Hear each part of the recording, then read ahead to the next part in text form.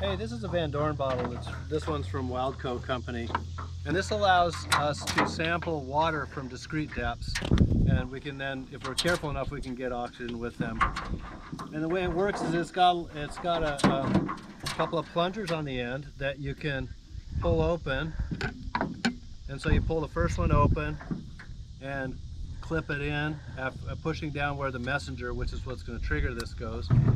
And then you take the second one and you hook it on the other side of this. So here's this, the way it works. So now we've got the rubber tube in the middle that's got springing, and we'll let it down a couple meters. We're taking it 2 meters. And this is a messenger. The messenger just clips onto the line like this. You got to be careful when you got these things, because if the messenger is not clipped on right and you go over the edge of the boat, then you lose the messenger, and they're not cheap.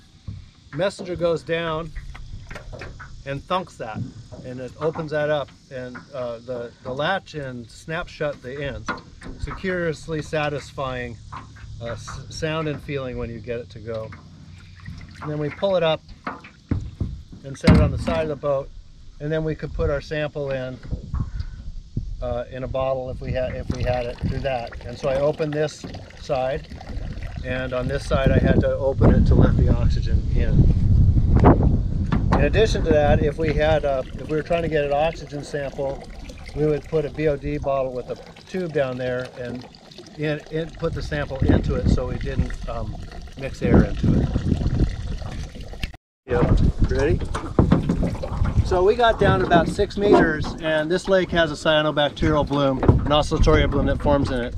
Maybe you can see down in there how green this particular sample is, whereas the sample from the surface looked almost completely clear.